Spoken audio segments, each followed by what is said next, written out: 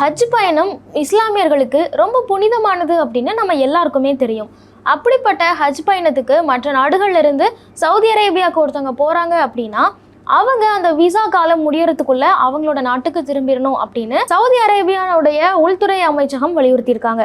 ஒருவேளை இந்த ரூல்ஸை ஒருத்தங்க மீறாங்க அப்படின்னா அவங்களுக்கு 6 மாசம் வரைக்கும் சிறை தண்டனை, இல்லைன்னா $13,000 வரைக்கும் அபராதம் விதிக்கிறதுக்கான வாய்ப்புகள் இருக்கு அப்படின்னு குறிப்பிட்டிருக்காங்க. சவுதி அரேபியாவினுடைய உள்துறை அமைச்சகம் ஏன் இந்த மாதிரியான ரூல்ஸ் எல்லாம் கொண்டு வந்திருக்காங்க, அங்க என்ன பிரச்சனைகள் நடந்துட்டு இருக்கு, மக்களோட கூட்டம் அதிகரிக்கிறதுனால அதை கட்டுப்படுத்துறதுக்கு வேற என்னென்ன நடவடிக்கைகள்லாம் எடுக்கிறாங்க, நீங்க ஒரு பயணியா இங்க இருந்து போறீங்க அப்படின்னாலோ இல்ல ஆல்ரெடி நீங்க ஒரு ஹஜ் யாத்திரையில தான் இருக்கீங்க அப்படின்னாலோ நீங்க எதெல்லாம் செய்யணும் எதெல்லாம் செய்யக்கூடாது அப்படிங்கிறது தான் இந்த வீடியோல டீட்டெயிலா பார்க்க போறோம். இஸ்லாமியர்களுக்கு ஹஜ் யாத்திரை அப்படிங்கிறது ரொம்பவே முக்கியமான ஒண்ணு.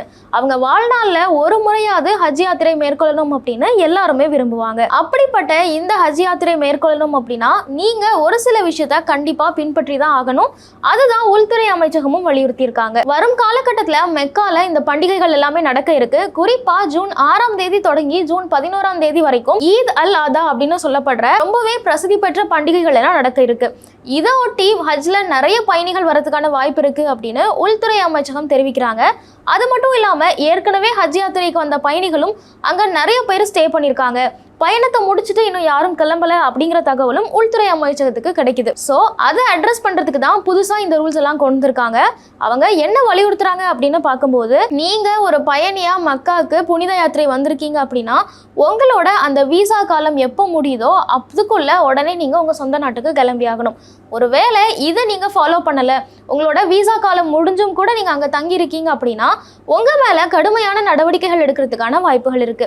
என்ன மாதிரியான நடவடிக்கை அப்படின்னு கேட்டோம்னா 6 மாசம் வரைக்கும் சிறை தண்டனை கொடுக்கறதுக்கான வாய்ப்புகள் இருக்கு. அந்த சிறை தண்டனை காலம் முடிஞ்சதுக்கு அப்புறமா உங்களோட சொந்த நாட்டுக்கே உங்களை நாடு கடத்துவாங்க. இன்னொரு பக்கம் சவுதி அரேபியாவுடைய பணத்தின்படி நம்ம பார்த்தோம் அப்படின்னா 50,000 ரியாலுக்கு மேல உங்களுக்கு அபராதம் போடுறதுக்கான வாய்ப்புகளும் இருக்கு அப்படின்னு சொல்றாங்க. இந்திய ரூபாய் மதிப்புல பார்த்தோம் அப்படின்னா இது கிட்டத்தட்ட 10 லட்சம் வரைக்கும் வரும் அப்படின்னு சொல்றாங்க. சோ மற்ற நாடுகள்ல இருந்து நீங்க மக்கால போய் ஸ்டே பண்ணிருக்கீங்க அப்படின்னா உங்களோட அந்த விசா எப்போ எக்ஸ்பைரி ஆகுது அப்படின்னு பாருங்க. அதுக்கு முன்னாடியே கண்டிப்பா கிளம்பிடுங்க. நம்ம முன்னாடியே சொன்ன மாதிரி மெக்கால பண்டிகை காலங்கள் தொடங்க போகுது.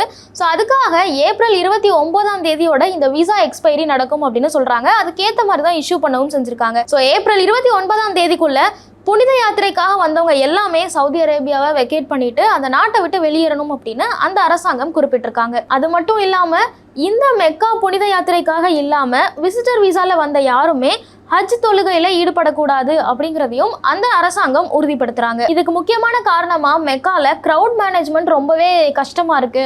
நிறைய மக்கள் கூட்டம் அதிகரிச்சுட்டே இருக்காங்க. ஸோ எல்லாரையும் பாதுகாப்பா பாத்துக்கிறது அப்படிங்கிறது நாளுக்கு நாள் ரொம்ப சேலஞ்சிங் ஆயிட்டு இருக்கு அப்படின்னு குறிப்பிடுறாங்க. ஸோ கடந்த ஏப்ரல் 23ஆம் தேதியிலிருந்து இதை இம்ப்ளிமெண்ட் பண்ணியிருக்காங்க. ஏப்ரல் 23ஆம் தேதியிலிருந்து மெக்காவுக்கு யார் போனாலும் சரி, அது அங்கே இருக்கக்கூடிய குடிமக்களாக இருந்தாலும் சரி, இல்லை புனித தலங்களில் வேலை செய்கிற வேலையாட்களாக இருந்தாலும் சரி, யாராக இருந்தாலுமே அவங்களோட டாக்குமெண்ட்ஸ் எல்லாமே காமிச்சிட்டு தான் உள்ளே போக முடியும். வெளியே வரணும்னாலும் அவங்களோட டாக்குமெண்ட்ஸ் எல்லாம் காமிச்சிட்டு தான் வெளியே வர முடியும் அப்படிங்கிறதையும் உறுதிப்படுத்தியிருக்காங்க. ஸோ நீங்களோ இல்லை உங்களோட உறவினர்களோ நண்பர்களோ மெக்கா யாத்திரைக்கு போயிருக்காங்க அப்படின்னா கண்டிப்பாக அவங்களுக்கு இதை தெரியப்படுத்துங்க. ஏப்ரல் 29ஆம் தேதிக்குள்ள அவங்க திரும்பலை அப்படின்னா கடுமையான நடவடிக்கைகளை சந்திக்கிறதுக்கான வாய்ப்புகள் இருக்கு. மேலும் ஈடி தமிழ் சேனல்ல வரப்போகும் பிசினஸ் மற்றும் அது ரிலேட்டடான வீடியோவை பார்க்க உடனே கீழே இருக்க சப்ஸ்கிரைப் பட்டனை கிளிக் பண்ணுங்க.